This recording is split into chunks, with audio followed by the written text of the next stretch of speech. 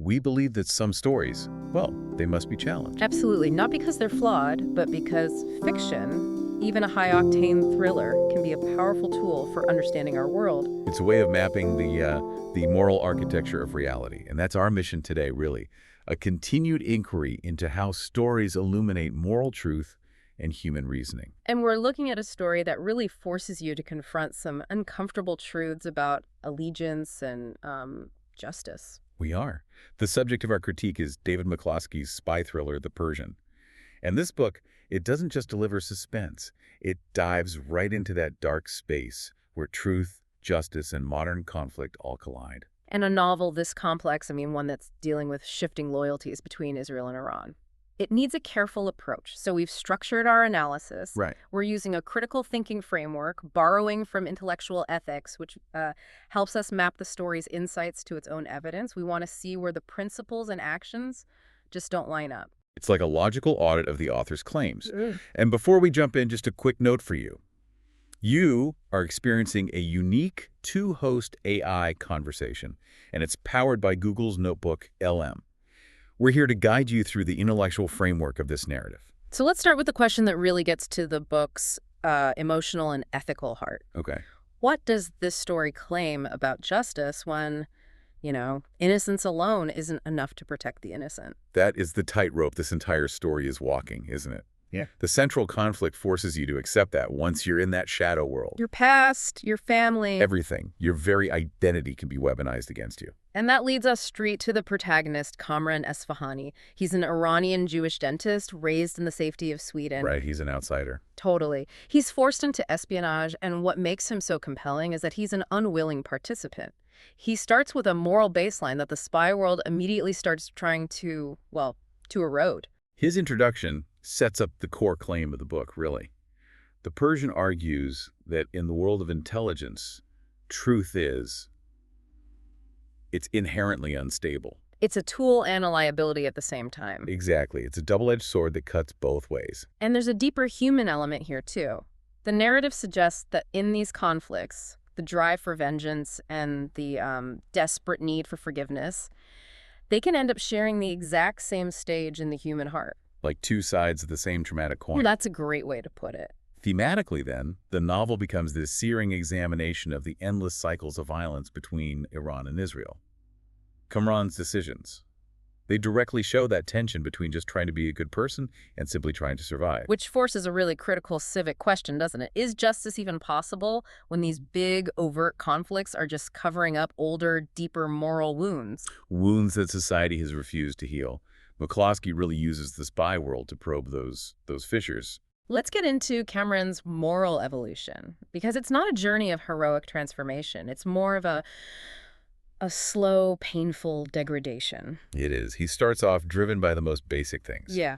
Just profound fear and a desperate wish to escape his family's legacy. And you see the costs of moral courage in every single choice he has to make. His entanglement with both Mossad and Iranian intelligence, it's just this perfect, agonizing illustration of high principles colliding with, grim reality. A world governed by paranoia and retribution. And to mirror that, you have the character of Roya Shabani. She's such a vital counterpoint to Kamran. She is. She begins as a grieving widow, but that trauma accelerates her transformation into this dedicated agent of vengeance for Iran. And what's fascinating is that the book shows how trauma and revenge are deeply linked psychologically. But it never simplifies it. Her vengeance is understandable emotionally. But the consequences of her actions are never presented as morally justifiable. You have to hold both of those truths at the same time. And when we look at the justifications these characters use, the things they do for their cause or their country, it forces us to confront our own internal standards. It brings you right back to the golden rule, doesn't it? Exactly. The book constantly challenges us, the readers, to practice that simple rule, even as the characters fail spectacularly at it. They just create these elaborate rationalizations for actions they know are compromised. Which brings us to a moment where we should probably pause and reflect. This is a mindful moment, an invitation to ask. Do our own sympathies, our own tribal loyalties blind us to the true human costs of conflict? This kind of analysis, and others valuable for aspiring authors, is something we offer on our YouTube channel, Mindful Moments, which provides AI book analysis, summaries, and critiques. It's all about inspiring reflection and rational thought. Stepping back into the narrative, let's talk about the weight of setting and symbolism in this story. McCloskey's use of Tehran, Tel Aviv, Stockholm. It's not just a travelogue. No, it's a symbolic tapestry. They act as moral filters. By shifting the scene, no single political perspective ever fully dominates the story. So when Cameron is in Tehran, he sees humanity and pain. When he's in Tel Aviv, he sees this relentless security apparatus. And Stockholm, his home, becomes this neutral ground he tries desperately to keep clean, but of course he fails. It completely flattens the moral hierarchy for you, the reader. The motifs are powerful too. Spycraft itself, the dead drops, the false identities, it all becomes a symbol for betrayal. I think the most powerful motif, though, is confession.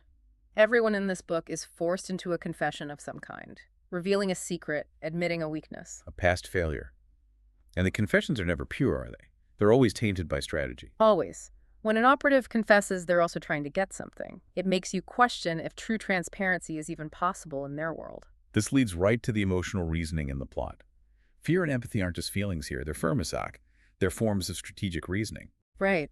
Cameron's longing for absolution and Roya's grief-driven rationale, that's what moves the plot forward, far more than any operational plan. And those powerful emotions show how the line between what's right and what's, perceived as necessary just gets completely blurred. Necessity becomes the constant override for morality. The novel's ethical logic is constantly being stress-tested. For instance, the narrative might highlight moments of calculated restraint by Mossad, positioning them as having the moral high ground, maybe compared to the Iranian Ghorbrani unit. But then the author immediately undercuts that by showing the devastating collateral damage that follows. It avoids easy partisanship. Instead of telling you who the good guys are, it exposes the shortcomings and the hypocrisy of every faction's moral claims. And when you connect this fiction back to the real world, the Persian exposes some really pervasive societal assumptions. Primarily, it challenges those rigid stereotypes of who's the villain and who's the victim.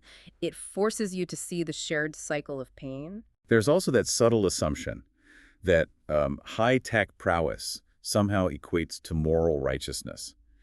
This book reminds us that advanced tech just makes the consequences of flawed moral decisions much, much larger. And what you're left with is the tragic symmetry of revenge. The cycles just perpetuate themselves.